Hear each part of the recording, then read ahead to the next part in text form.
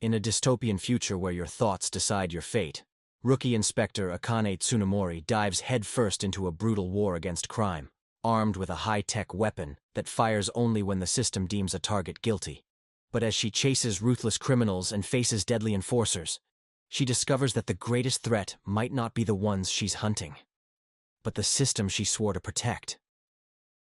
The anime starts off with a man in a black two-piece suit infiltrating a building. He's almost where he needs to be to capture the main villain behind the crimes. He suddenly gets caught off guard and must fight against a huge guy with a circular saw. He dodges an attack and steps back to take aim with his gun. He pulls the trigger instantly, but it doesn't work. He utters the word, "shit," and it seems like he knew why it didn't work. He blocks a few more of his opponent's attacks before being pushed to the edge of the building. Just as it seems like he's done for, he makes a counterattack that sends the aggressor out of the building through the window behind him. However, the helmet his opponent was wearing takes damage, and the man in the suit realizes that his gun will now be ineffective. Instead of letting the man fall to his dismay, he uses the gun to kill him. The gun doesn't just fire a bullet, it sends a blast beam that vaporizes every particle of its target. After taking him down, he then heads to meet with the main villain, the kingpin of their group. He comes down from the stairs and tells the black-suited man his name, Shinya Kogami, and Kogami utters his name as well, Shogo Makishima.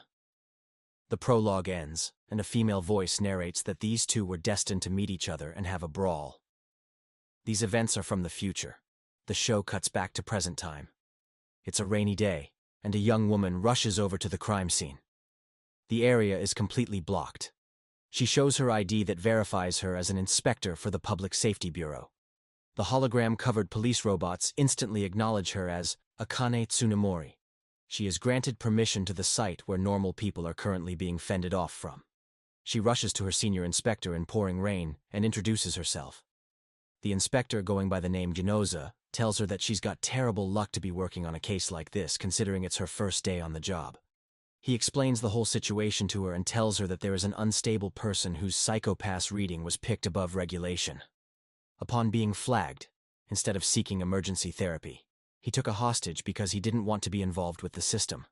The young Akane wonders why on earth someone would not opt for emergency therapy after discovering that something is wrong with their mental state. Meanwhile, the killer is somewhere with the hostage. He thinks about how his psychological evaluation never improves, and that he'll be doomed by the system to spend the rest of his days in either a prison or a low-level income job. The Sybil system will decide everything for him. He wonders about what will become of his future, but then he suddenly realizes that he has a cute girl with him who he kidnapped. He tells her that he's always wanted to have sex with a girl like her, and begins to approach her. Meanwhile, a paddy wagon appears at the scene where Genoza and Akane are posted. Genoza tells them that inside the wagon are latent criminals known as enforcers. Their psychopath assessment makes them unworthy of becoming normal civilians. However, despite being internally disturbed, the Sybil system keeps them and makes use of them. The Public Safety Bureau specifically hires psychologically disturbed people to help them out with investigations. Why? Because a dog can sniff out their own. Genoza advises Akane to treat them like dogs, and nothing more. The enforcers appear before them. Their names are Kagari, Kogami, Masaoka, and Yayoi. Kagari is the first one to make a comment on the beauty of Akane. He begins to wave at her like an idiot. Despite being mentally disturbed, he's quite funny. A chest drone appears, and inside the chest is a weapon that can only be used by enforcers and investigators of the Public Safety Bureau. These weapons are known as dominators. They can read the psychopaths of a person in front of them and decide whether that person should live or die based on their psychopaths and crime coefficient reading. It doesn't matter if that person has never committed a crime. If the dominator says that an individual has a higher than normal crime coefficient, the trigger is unlocked and can be used to paralyze or kill an individual, depending on how high the crime coefficient is. The entire team splits into groups in search of the mentally unstable person at large. Akane happens to be paired up with Masaoka, an old man enforcer. The two of them have a little talk while they're heading into deep waters and searching for the criminal at large. Akane soon realizes that Masaoka is no different than a regular person. He talks like a regular old man, and has some jokes like a regular old man. Yet, he's a latent criminal. Akane is walking slightly behind him and aims her Dominator at Masaoka. The Dominator reads a very high level of crime coefficient. Despite acting like a normal person, it's true that he's mentally disturbed on the inside.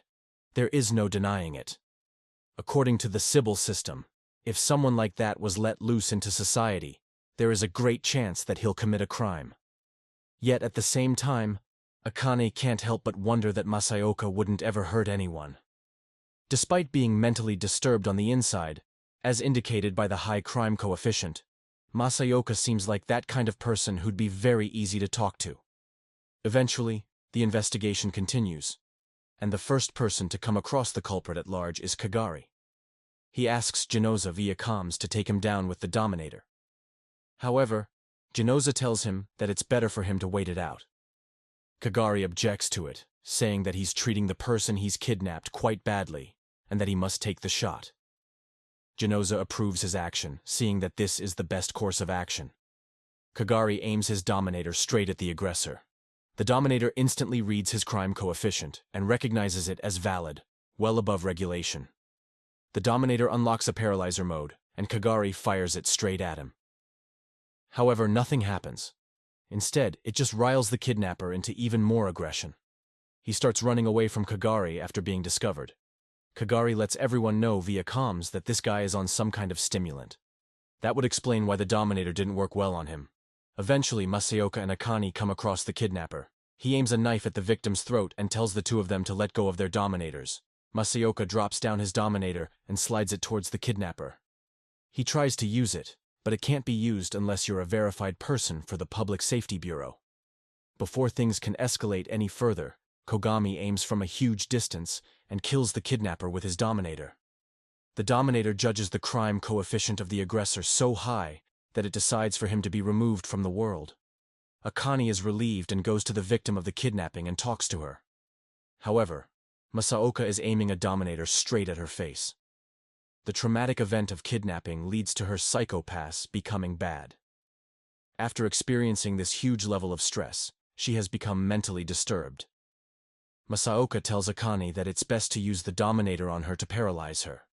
It's what the Sybil system has judged to be done. The system is the law and order of the country, so it must be obeyed. Akane is convinced that a Dominator should not be used even if her crime coefficient is high. The girl panics and simply runs away. Kogami follows her, and just as he's about to shoot her with his Dominator, Akane reacts strongly. She ends up shooting Kogami with her Dominator out of sheer impulse and emotion. The Dominator works on enforcers since their psychopath crime coefficients are also above regulation. Kogami gets paralyzed, and Akane talks to the girl calmly. She reminds her that the girl was a victim of kidnapping and that the Public Safety Bureau is there to help her. She calms down. However, Genoza takes a shot at her from his Dominator and paralyzes her, since her crime coefficient was high. The Dominator worked on her. Genoza tells Akane that he wants a detailed report of her behavior first thing tomorrow. After she took the shower, she eats her breakfast and changes into something cute. Turns out, before heading to the Public Safety Bureau, she intends to meet her friends at the restaurant. After meeting up with her friends, she rants to them a little about how she messed up on her first day at the job. She can't tell them anything about it since it's classified information, but it did help her ease the growing turmoil within her. Her friends encourage Akane that it'll be all right since Akane had always been a brilliant student. In fact, she'd always been first in her class. Her friends often wonder why she chose to join the force like the Public Safety Bureau. She could have chosen a much easier path since her grades literally allowed her to choose any path she wished. However, Akane was determined to find her purpose in life and felt like the Public Safety Bureau could be the perfect fit for her. Their catch-up can't last forever since it's soon time for Akane to head to the Public Safety Bureau for her second day at the job. She reaches in front of the main gate and picks out a device from her pocket. The device instantly changes her clothes to a more formal fit, one that would suit a professional environment. After heading into the Public Safety Bureau, the first thing Akane does is head to the lab to meet a new person, known as Shion Karanomori. Akane was told that Shion can tell her how Kogami was doing, and that's why she went to Shion's lab. After finding Shion, Akane discovers that she's quite a laid-back person who is also a latent criminal, meaning her crime coefficient is quite high. Shion is quite impressed with Akane since she became an inspector at such a young age. The first thing Shion tells Akane is that since she's on the fast track, once Akane becomes someone important, can she please make more rights for latent criminals? Shion feels like she's being cheated out of her rights because she hasn't really done anything wrong. Yet society treats her like trash. Despite the injustice, she is still chill about it and doesn't seem to let it ruin most of her days. Akane then eventually asks her about Kogami. Shion tells her that he'll be out for a day and eventually regain consciousness after a full day of rest. Apparently, Akane had shot him straight in the spine, and that's why it was taking so long for him to recover. Since she can't see Kogami right now, Akane heads straight to her post and begins her work. Right after she comes, Masaoka arrives as well. Masaoka hopes that after what happened last night, today will be a bit quieter. Just as he says that, the alarm rings and alerts everyone that someone with a high psycho pass has been spotted in a mall nearby. Masaoka and Akane are the ones who must visit the site to check it out. Kagari's shift just ended, so he's dodged this bullet of duty for now. Both Masaoka and Akane reach the site. They disguise themselves in hologram suits since they don't want to scare the public by conducting an official investigation. Akane seems to be having a hard time keeping up the hologram suit. The disguise is a bit exhausting for her. Masaoka tells her that it should be easy for her since kids from her generation love to play with hologram suits, but I guess in this case, Akane is the exception. It doesn't take long before Masaoka finds someone suspicious. To Akane, he just seems like another person at the mall. However, Masaoka enforces lethal combat actions against him and takes him down. He reads his psycho pass, and it is indeed above the regulation level. The culprit is then captured and sent to emergency therapy before he could make any further rebellion against the Bureau. Akane later asks Masaoka how he was able to tell that he was the culprit. Masaoka tells Akane that a dog can sniff out his own.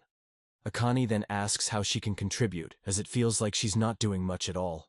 Masaoka replies that it's best she doesn't do much. All she must do is watch out for the enforcers and keep them in line since they're also latent criminals. Saying this, the door of the paddy wagon closes, and Masaoka is separated from Akane. The answer he gave her wasn't up to her satisfaction at all. It feels like she isn't doing much and needs to do better. Akane heads back to the bureau to complete her working hours. Akane eventually ends up taking a break at the cafe and orders something to eat. She is enjoying herself, and eventually, Kagari catches her eye. He comes over to her table and starts talking to her. Kagari apologizes for acting like an idiot when he first met her. He even confesses that it's great to have a cute girl like Akane on the team for once. The rest of the girls around in the bureau are just too bossy for him, and he doesn't like them at all. They make a little small talk, and Kagari asks Akane why she joined the Public Safety Bureau. The standard for the bureau is pretty high, so it's hard to get in. If she landed a job in the Public Safety Bureau, she must have landed a job somewhere much less stressful as well. Akane tells Kagari that she's always been gifted with exams. She aced just about everywhere she applied. Basically, she could have gotten any career she wanted. But she chose this one because, out of many applicants that applied for the Public Safety Bureau, she was the only one who scored perfectly. She felt like she could find her true purpose with the Public Safety Bureau. She had so many options, she was worried about choosing the wrong one and feeling left unfulfilled for the rest of her life. This rubs Kagari the wrong way. He tells her that she pisses him off because of all the choices she's always had. Kagari was a very young boy when he was considered a latent criminal. His crime coefficient rose significantly high in his childhood because of his trauma. Basically, he had no choice but to become an enforcer. The conversation ends with Kagari really pissed and thinking that Akane was simply spoiled for stressing over something many would consider a blessing. Sometime later, Kogami wakes up, and the first thing he sees is Akane standing there in the room with him. She immediately apologizes for using the Dominator on him, but to her surprise, Kogami is actually quite chill about it. He tells her that it's all right. She did what she thought was right. Simply following what the trigger of the Dominator dictates isn't a law someone seeking true justice should live by. The next episode starts with Kogami back in full gear.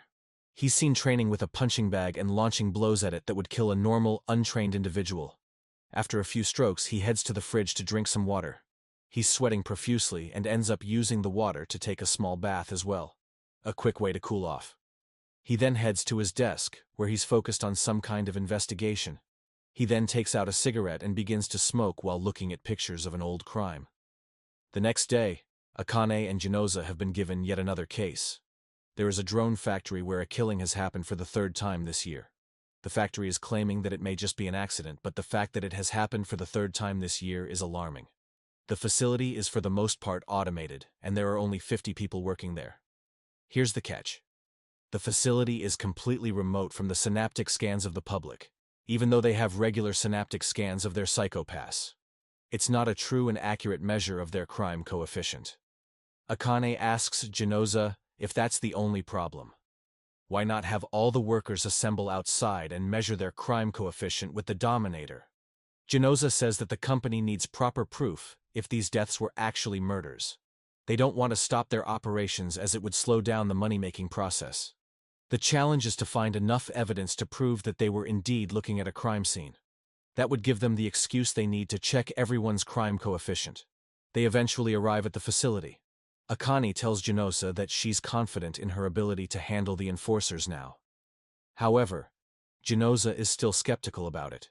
He still considers Akane to be nothing more than a child, as it still seems like she views the enforcers as her colleagues. Genoza wants her to think of them as her hunting dogs. He tells her that the wise learn from history, whereas the fool learns from their experience, and the conversation ends. They both head into the facility to investigate, along with the enforcers who come to the scene separately in a paddy wagon. All of them meet the manager, who tells them that the facility is mostly automated. However, the final debugging of the drones requires a human touch. All the workers working there have no source of entertainment, as the facility deflects all electromagnetic waves, meaning none of them are connected to the internet. It's for the best, as they want to ensure no cyber hacking ever occurs at this facility. The manager further tells the investigators that this is a dangerous job, and that would explain the recent deaths that have occurred. He eventually shows them the picture of the crime scene. The manager is convinced that a drone malfunction is the only explanation for the death of this model employee. Genoza has a private chat with the manager. The manager tells him that this must be an accident, as there is no person in the facility whose synaptic scan assessment exceeded the regulation value. Genoza counters the argument by saying that means to be seen. A normal psychopath's synaptic scan assessment can't tell the entire picture without the measure of crime coefficient. The only thing a synaptic scan measures is the stress level of an individual. Genoza asks the manager to get all the employees out of anechoic chambers so the investigators can use their dominators on them. However, the manager disagrees, as that would disrupt their operations. He tells them to file an official request to the Ministry of Economy if they want to do something like that. Masaoka, Kagari, and Akane head out for a walk, and Akane wonders if this really is just an accident. Masaoka just tells her that assumption is hard not to laugh at. After seeing the dead body, Masaoka knew that something was definitely off about this case. Judging by how badly the body was destroyed, it was a matter of personal grudge. The problem is, this whole facility is an anechoic chamber, and the Dominators can't work here because they also rely on electromagnetic radiation from the core facility to work. Their only bet is to find some evidence the old-school way in hopes of proving that it was indeed a murder. They continue their investigation and eventually get tired. All of them decide to have lunch in the cafeteria area. Kagari is the first to point out how it must be infuriating to have no internet in this day and age. This whole facility had zero connection to the outside world, which would mean absolutely no form of entertainment.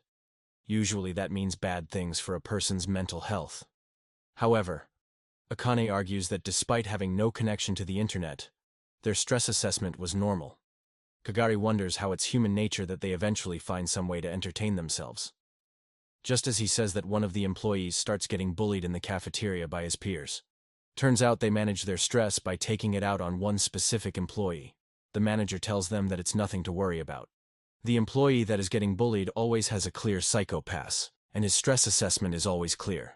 Kogami doesn't like how that sounds and decides to help that employee get up and sort things out. Later, they have a discussion in the meeting room. Masaoka has a theory that he shares with everyone. The employee that was getting bullied is the only one whose stress assessment sometimes reaches the maximum acceptable threshold from time to time. Here's the funny part. His stress assessment shoots up and coincidentally normalizes after each death that has occurred this past year. Masaoka theorizes that because of all the bullying, this employee holds a grudge against someone. He can relax only after killing them. This would explain why his stress assessment is always coincidentally lower after each death that has occurred in the facility. This assumption pisses Genosa off. He simply finds Masaoka's theory absurd and actually gives him a hard time for thinking like that as well. Genosa meets up with Akane after a while outside, and Akane tells him that there might be some truth to what Masaoka was saying. She'd like to try to work with the enforcers to investigate the person being bullied. Genosa gets angry at Akane for agreeing with Masaoka, and his anger becomes visible. There is something off with Genosa's rationality, almost as if something bad between Masaoka and Genosa had happened. Akane asks Genosa about it, and it really angers him a lot, but he still gives her permission to use the enforcers as she sees fit. Genosa calls Akane a fool, and tells her that the only way for her to learn is to experience things like a fool. Akane then teams up with the enforcers, who secretly intend on using the Dominator on the suspect employee. They set up a van that can pick up signals from the Sybil system and directly connect it to where the Dominators are kept. Kogami then goes ahead and does something very irresponsible. He goes and starts bullying the suspect employee as hard as he can. His theory is that this person is killing off everyone because of a personal grudge from bullying. Now that Kogami has bullied him, he has to resort to killing Kogami to get his stress assessment back to normal. Kogami then leaves that area with Akane, who also thinks what Kogami did was very wrong. Kogami replies that if he really is wrong, then they'll be able to get out of this facility alive. However, if he really is the killer behind all those killings using the drones, then they'll be followed by some drones very soon. And just as Kogami had anticipated, 2 drones soon start pursuing Kogami and Akane with killing intent. They both run for their lives and head straight to the area where they can get a signal from the Sybil system. The Dominators are online, and Kogami annihilates the drones entirely, while capturing the culprit as well. Akane wonders about the true nature of Kogami. He says that he wants to be a true investigator that fights for justice, yet his actions are more like that of a wolf who wants to hunt down his prey more than anything. The next episode starts with Akane in the virtual world having a conversation with the talisman. In the future, everyone can take the form of an avatar and enter the internet like it's the real world. The talisman avatar is quite popular on the internet for giving great advice. That's why Akane is there in his commune field. She wishes to better understand her own dilemma. However, she doesn't really say that it's her own dilemma. Akane tells the talisman that a friend of hers has just started a new job and she's having a hard time with this coworker that makes a lot of sense, yet at the same time he's difficult to get along with. The person Akane is talking about is Kogami, and the friend in this story is herself. However, for obvious reasons, she does not intend to reveal everything. The talisman advises Akane that perhaps the problem isn't in this co-worker to begin with. Maybe her friend is simply expecting there to be a person who's not actually there to begin with. A lot of time, we begin to see people as what we want them to be instead of what they really are. This is a really big revelation for Akane, and she soon hops out of the VR after getting this new info. Even though the advice did move things forward for her, she is left more confused than ever about Kogami. She still doesn't know what to make of him. After hopping off the VR, she heads straight to her job at the Public Safety Bureau. She meets up with Masaoka, who is busy making his painting. Akane is just standing there quietly with her back against the wall, and Masaoka asks her if it looks like she has something on her mind. She asks him about Kogami. Akane just can't get a read on him. Masaoka tells her that there is no way for her to understand Kogami very well. Kogami is a latent criminal with a high psychopath. To view the world from his perspective would mean that Akane must put herself in his shoes. That would mean Akane's way of thinking would slowly begin to look like Kogami's. If she begins to understand Kogami's perspective, Akane's psychological health would also deteriorate. In other words, her crime coefficient would also take a spike. That's the dangerous part of trying to understand someone with a criminal mind. If you understand them well enough, you become no different than them. The price of understanding Kogami is becoming a latent criminal in the Sibyl system. Masaoka then says a famous line from Friedrich Nietzsche. Gaze too long into the abyss, and the abyss gazes back into you. Just as they're having this conversation, the alarm rings, and the public safety investigators are required on site for an investigation. Masaoka will sit this one out since it's his day off, but Kogami will be there for sure. Akane, along with Ginoza, Kogami, and Kagari, heads to the scene, and the area is quite clean. The person, or rather should I say the victim, is reported unseen for over 4 months. The toilet is not working, and it was never reported by anyone. That's how this peculiar behavior came to some people's attention. Aside from that, the person missing hasn't been seen for over 4 months. Akane, being the gullible new detective she is, just assumes that maybe he headed off to some sort of long vacation. That's something Kogami doesn't believe in. His enforcer instincts tell him that the guy is obviously dead. Ginoza thinks it's still too early to arrive at that conclusion, but Kogami yet again just ends up proving him wrong. He manages to find a weird damage in the floor. That would indicate that a struggle took place, a struggle that eventually led to the death of the victim. The toilet being broken could only mean one thing. The victim's body parts were dismantled into the tiniest possible pieces. After that was accomplished, his body was flushed into the drain. This would explain why the toilet was so badly broken to begin with. It was used as a method to get rid of the body of the victim. The detectives soon find out something odd. This guy, the victim, was not even employed. He ran a popular show on the internet with his avatar, and his avatar was the talisman. This shocked Akane to the core. She literally talked to the talisman this very morning. The detectives are forced to conclude that the talisman Akane talked to this very morning might have been a fake. They head back to the bureau and plan their next move. It's been concluded that the talisman's account was hacked by someone else, and the avatar talisman is being used by someone who is masking his real IP address. This means the investigators can't pinpoint the location of the fake user. To investigate the talisman's user, Ginoza and Akane head to the talisman's commune field on the internet. They intend on talking to him and are in hopes of playing their cards right. If they do so, they might leave the fake talisman no choice but to reveal his real location. However, before they can even enter the talisman's commune field, Akane disappears from that section of the internet, leaving Ginoza alone. Akane gets teleported into Boogeyman's commune field. That is another very popular avatar on the internet, and Akane asks her why she teleported Akane here. Boogeyman tells Akane that she is actually from Akane's class. However, she isn't willing to reveal her identity just yet. They do a little catching up, and Akane tells her that she's working on a case with the bureau. Obviously, she doesn't reveal exactly what the case was. Boogeyman is quite enthusiastic about helping Akane. She thinks that helping the Public Safety Bureau will help her out in the future in some way. Boogeyman tells Akane that she will organize a party in person and invite the talisman as well.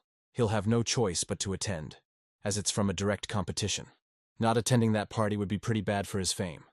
The Bureau decides to head out with this investigation. Boogeyman organizes a party, and the talisman appears there too in real life.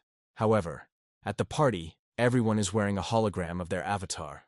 The detectives have identified the talisman from a distance, but they still don't know who the person is behind the mask. Akane heads in to make the arrest and confront the fake talisman. However, since she had a dominator with her, it alerted another person who was at the party. He immediately contacts the talisman that a dominator has been detected. It's obvious the culprit expected this to be a trap, and was expecting a visit from the Bureau. The culprit hacks everyone's hologram suit and makes them all look like the talisman. Now the detectives can't tell which is the real one they're after. Kogami, Masaoka, and Akane make several arrests, but it turns out none of them were the real talisman. The real one made an escape. Since this party was organized by the Spooky Boogie, everyone in the Bureau is banned from her commune field for the arrest of many people that came over there, including the talisman himself. Just as Spooky Boogie is about to ban the talisman from her commune field, some people come knocking at her door in the real world. It's the culprit behind the talisman. He chokes the user of Spooky Boogie with his bare hands and kills her. After disposing of the body, he then takes control of the Spooky Boogie avatar as well. The next episode starts with Akane speaking to Boogeyman in the virtual world. Akane still isn't aware that the real user of the Spooky Boogie has been killed once and for all. All she knows is that she's talking with one of her friends. That's not the only thing that's wrong. What's wrong is how Spooky Boogie is treating her now. When Akane first talked to Spooky Boogie, she was very nice and respected Akane as a valued class member from the past. Meanwhile, this Spooky Boogie is unnecessarily rude and regrets helping the Public Safety Bureau. Akane doesn't make much of this and thinks that her ex-class fellow might just be upset with her. The team gets together and investigates the talisman case further. Ginoza is convinced that the talisman's access point should be investigated. No matter how well they try to hide it, the technology at the disposal of the Public Safety Bureau should be able to pinpoint the exact location from where the talisman is being used. However, Kogami thinks that it's useless. It's obvious that the criminal is well versed in hiding his digital footprints. Chasing access points is only going to land them in a trap. Ginoza disagrees and still chases the access point, while Kogami sticks to something else he had in mind.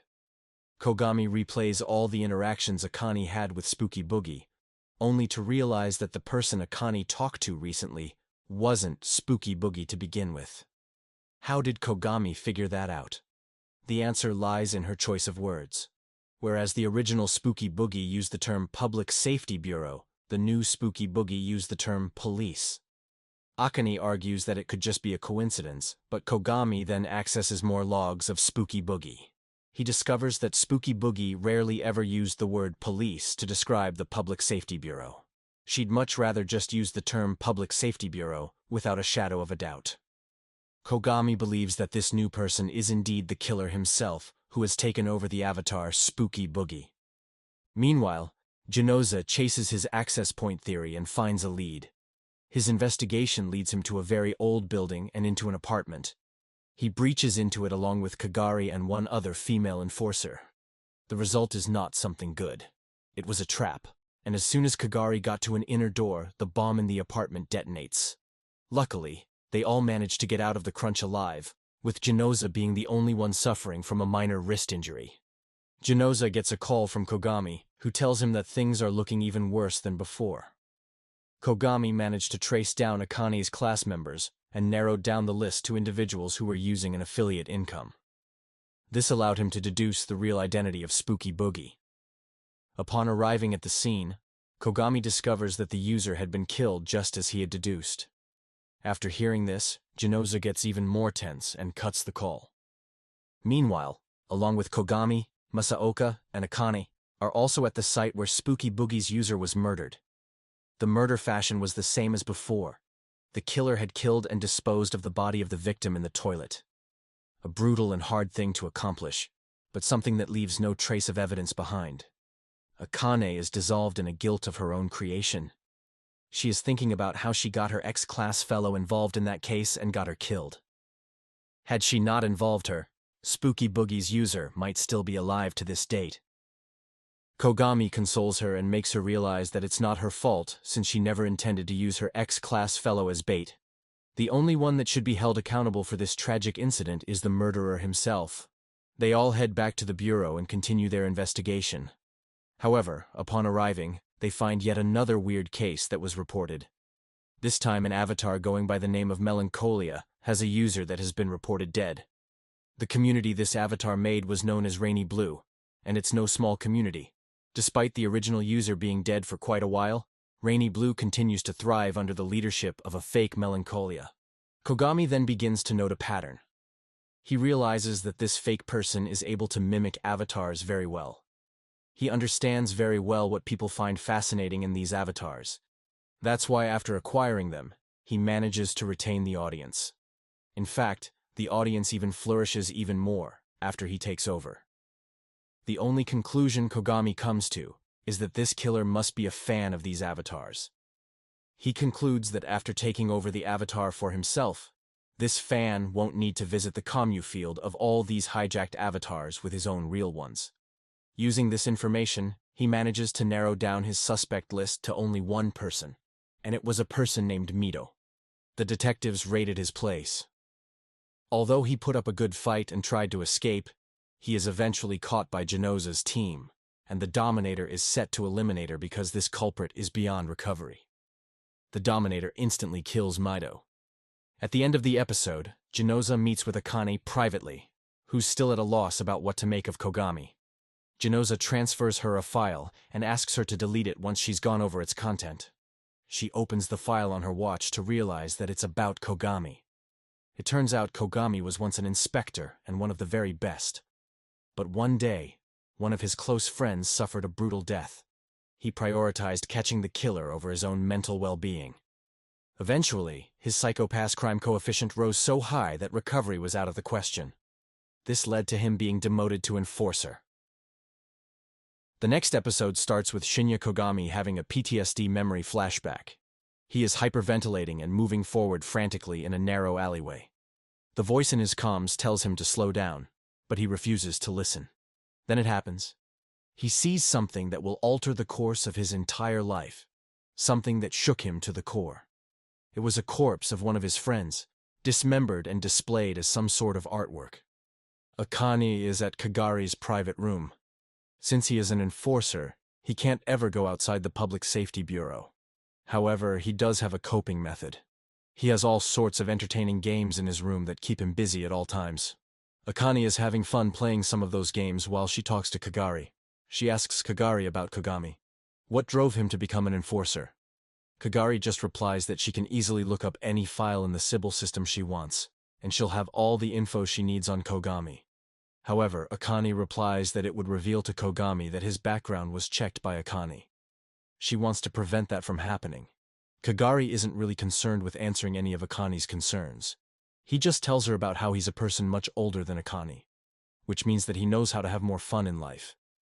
He offers Akane some alcohol and says that if Kagari gets drunk, he'll reveal just about anything. Akane accepts the offer to have some alcohol with him, thinking that it might be a good chance to get some info out of him.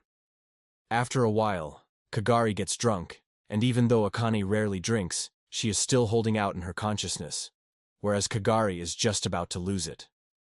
Eventually, the only thing he reveals after getting drunk is that he doesn't know much about Kogami's case. When Kagari had joined the enforcers, Kogami was already an enforcer as well. The only thing he knows is that a case investigation went horribly wrong. A close friend of Kogami got killed diving too deep into a case. After witnessing his dismembered body, Kogami just wasn't the same. His crime coefficient shot up, and nothing he did made it come lower. Kagari became too drunk to hold the conversation any more than that. Eventually, Akane simply decides to move away and ask other people about it. She then went to the lab and asked Shion about it. Shion knew everything about the case. It was referred to as the infamous specimen case by those who worked on it. The killer was making weird forms of art by the dead bodies of his victims and preserving them with a special chemical. He'd then display them in public and cover them in a hologram, hoping that people would eventually find what's beneath the hologram. Most of the people who passed by those bodies thought they were looking at some kind of hologram. After the public discovered that there were real dead bodies beneath them, the area's stress levels spiked by over 4 times. It got so bad that the Sybil system even prevented news reporters from reporting this incident, as the public couldn't tolerate this much gore. Eventually, one of the prime suspects disappeared, and along with his unusual disappearance, the killings also stopped. It was pretty clear that the suspect was the killer. However, all the evidence they had on him was circumstantial, and it couldn't really be proven that he was guilty of those crimes. Meanwhile, a new character going by the name of Rikako Oreo is introduced, and she studies in a boarding school for girls only. She is quite popular, and has everyone's head turning whenever she walks by them in the school. She comes over to a table of 2 girls who are enjoying their meals in the cafeteria. She welcomes both of them to her art club, as she wants her club to expand. Sadly, they aren't interested that much. However, sometime later, one of the girls decides to visit her in the art club. Rikako is delighted to see her and tells her that she knows everything about her. The naive girl confesses that she's been very worried recently. Her new stepfather looks at her with severely inappropriate eyes. That's not all. Whenever she visits her home, there are visible signs that someone was meddling around in her room. All this stress has her really worried, and even her psychopath is starting to shoot up. In absolute dismay, she shoots for a hug to Rikako Oreo. Rikako embraces her with all her warmth and tries her best to sympathize with her. She eventually takes the naive girl somewhere private. The next day, a hologram is discovered by some people. Beneath the hologram is a twisted work of art with the girl's head attached to the crotch. It took the viewers a while before they realized that this was the dismantled body of an actual human. It was the same girl that went to Rikako for sympathy. Rikako had killed her and displayed her body in public. In the next episode, Rikako visits her father in the hospital. Her father is unable to do anything at all. He has been in his treatment for a while, but nothing is working. He is breathing, but no one knows if he's actually listening to anything anyone says. The nurse tells Rikako to not get discouraged. Her father surely knows that she's here and is happy to see her. She then takes her father someplace private and wonders about how everything is a lie. This is a perfect society, with nothing but serenity. And that is its core flaw. Serenity is nothing but death a person himself asks for. No one in this society thinks and dreams about being something more. They all simply accept the happiness and purpose that is handed to them like cattle. Meanwhile, the murder that Rikako had performed finally comes to light in the public. At the site are Genoza, Akane, and Kogami himself. The murder case looks very similar to the ones committed in the specimen case over 3 years ago. Since that is the case that led to the downfall of Kogami, Genoza thinks that it's best he be off it. One would naturally expect for Kogami to be pissed as he's still investigating the specimen case to this date, but he isn't. Kogami simply cooks and leaves the site. Since Akane also knows about the specimen case, she understands why Genoza took Kogami off it. Genoza then tells Akane that it's best she looks after Kogami for this case. Make sure he doesn't do anything stupid that will get him into more trouble than he already is. Akane agrees, and she goes straight to Kogami. Genoza also heads back to the HQ. He informs everyone about the murder body that was discovered in the park in some form of a twisted work of art. Forensic analysis showed that the chemical used to convert human tissue into plastic form was the same one used in the specimen case over 3 years ago.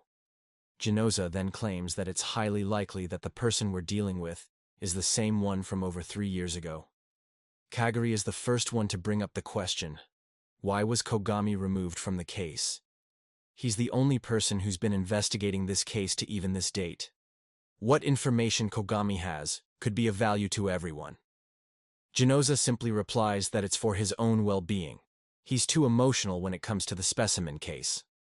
No amount of information he has is of any value when his judgment is too clouded. Since Genoza is the lead inspector, everyone simply must comply with his orders. Meanwhile, Kogami is busy training with a bot that looks just like a human, and Akane is witnessing the enforcer in combat. The bot puts up a good fight, but eventually must yield to Kogami's wrath.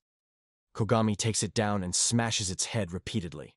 Akane looks at the level he's fighting, and it turns out he has the settings maxed out. Kogami was obviously a very capable fighter. Akane asks him why all this training is even necessary. He'll have the Dominator on the field. It's highly likely he'll never have any use of this skill to begin with. Kogami replies that it's not the Dominator that takes a life, it's the user who pulls the trigger. The pain of training reminds him of that. The two of them head back to Kogami's room in the HQ after his training session. Akane asks Kogami more about the specimen case and what led him to become an enforcer. He explains everything about Sasayama, the friend he lost in the specimen case. Sasayama was a womanizer and mostly found himself being slapped by girls because of it. However, he had a strong sense of justice. Once he found a guy on top of a woman and beat him to a pulp. This guy just couldn't take mistreatment of anybody. He naturally had a strong sense of justice. When Kogami discovered his body in that dismembered state, it took a toll on him. However, Sasayama is the one who went through the real hell. Forensic analysis showed that his body was dismembered when he was alive. Sasayama felt each cut before his soul left the body. It doesn't matter to Kogami if he became an enforcer after that event. The only thing that matters to him is bringing the culprit behind the specimen case to justice.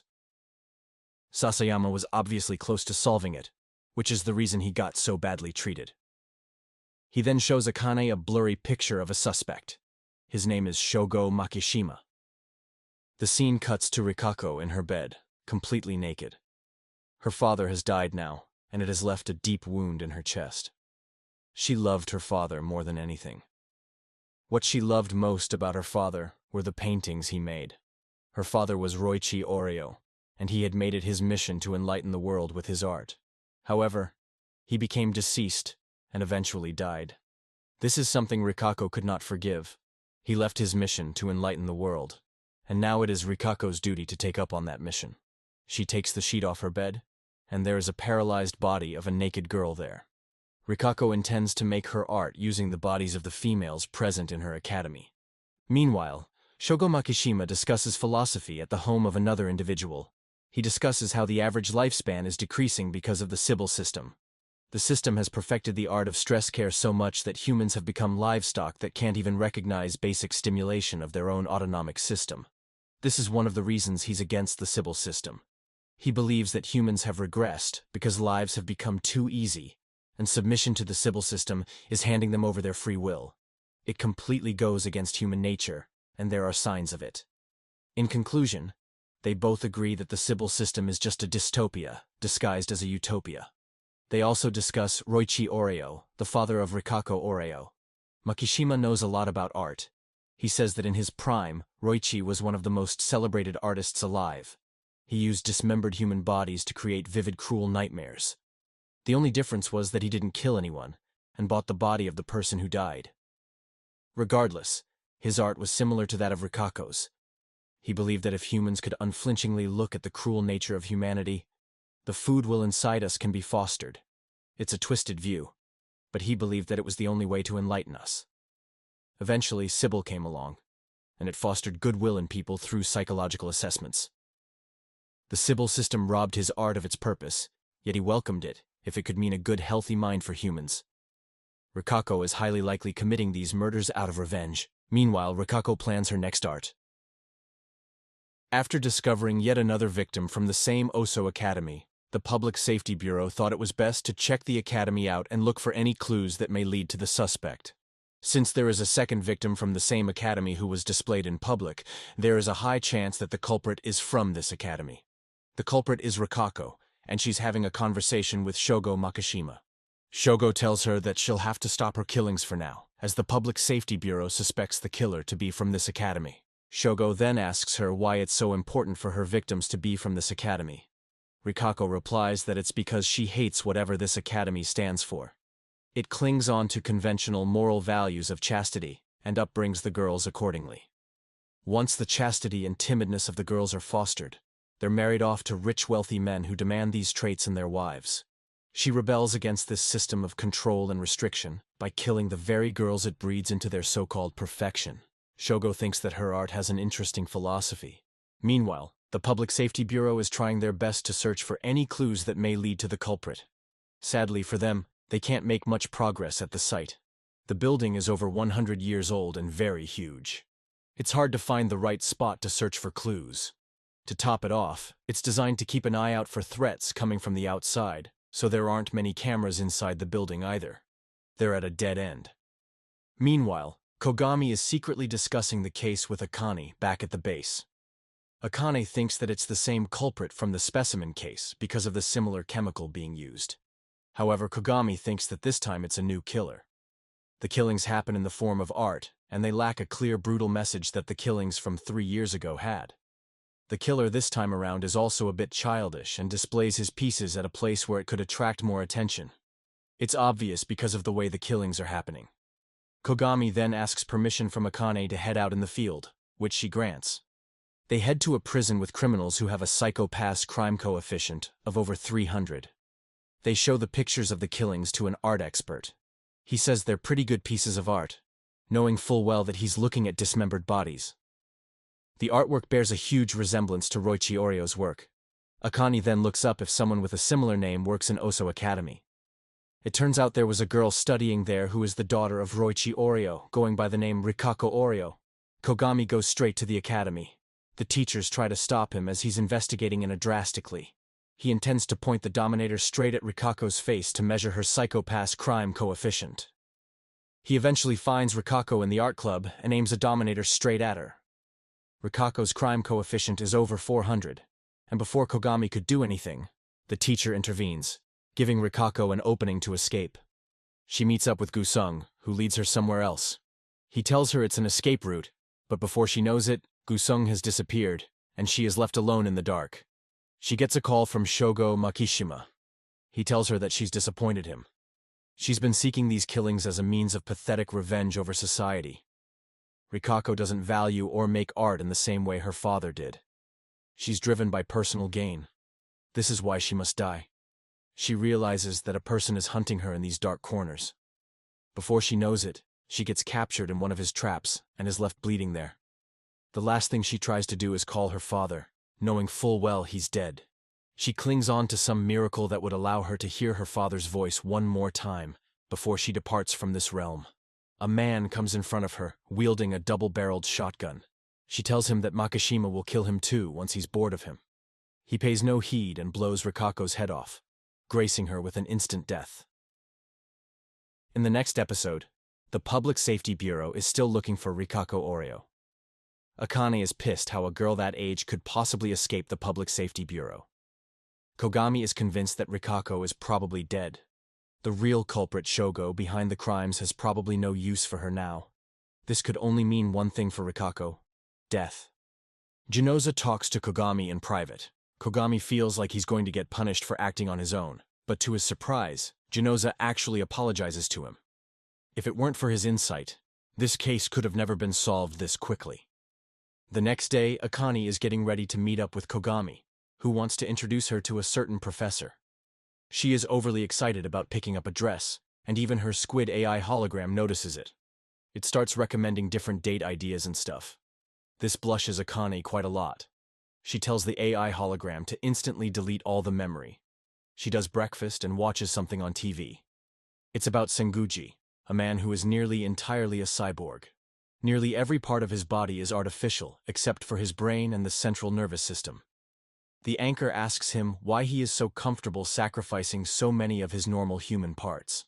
He argues that most humans are more cyborg than they like to admit. We are all dependent on our cell phones, internet, and cars for our daily functioning. When you view it like that, you realize just how people have truly become dependent on technology. It's a slow process, but an inevitable one. Replacing human parts with better functioning cyborg ones is simply the next step in evolution. People are initially reluctant to accept it, but it won't take long for everyone to become a cyborg. In fact, he wishes to replace his brain too, in hopes of achieving immortality one day. Sadly, however, science is a little behind for that. After watching this little show, Akane goes and picks up Kogami. They head to Kogami's old mentor's house. It's a little far away from the main city. He likes to keep his profile a little low and wants to stay away from advanced technological stuff. The name of the professor is Saiga. Upon meeting Akane, he tells her the exact details of her life. He tells her she's quite athletic but doesn't know how to swim. At the same time, he also told her that she's very infatuated with her grandmother. Her parents are worried about if she will ever find a lover in her life. This takes Akane by surprise. Saiga had barely met Akane, and somehow, he deduced all of those things right in the moment. She asks Saiga how he can do that. Saiga replies that it's a result of years of experience in psychology and criminology. Most people tell who they are in their body language alone. It just requires a keen observer. Kogami then tells Saiga he wants him to give Akane a crash course of his lectures.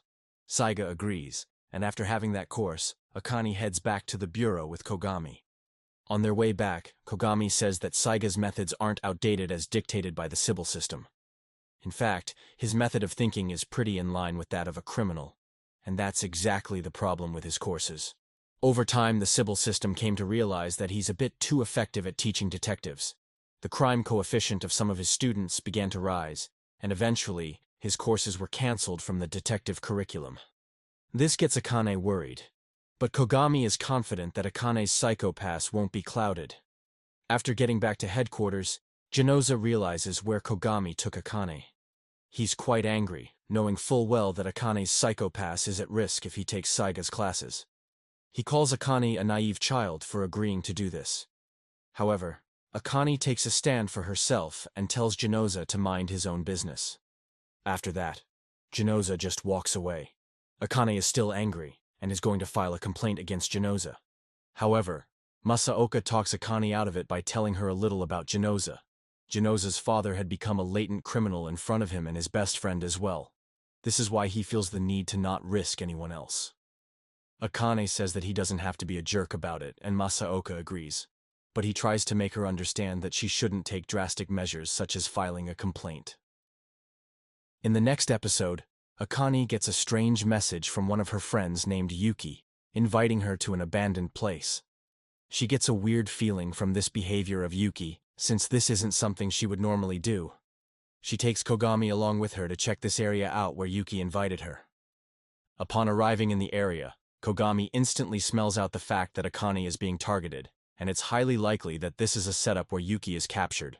Kogami goes in to investigate the area, and Akane stays outside in case there is a need to call for backup. The radio transmission between them is jacked, and someone begins to talk in Akane's voice, leading Kogami to an old, abandoned train. The train instantly starts running at a high speed. Akane can't track Kogami because he suddenly starts moving very fast. He gets inside the train and finds Yuki inside. He wakes her up, and eventually the train stops. They get off and find an entrance. There is a wild dog that is about to attack them, and they head straight into the door. They go around the area a bit, and Kogami soon realizes they are being hunted by some creep who loves to hunt. Kogami and Yuki are the foxes who need to run away from him, and the hunter is Senguji, the twisted cyborg himself.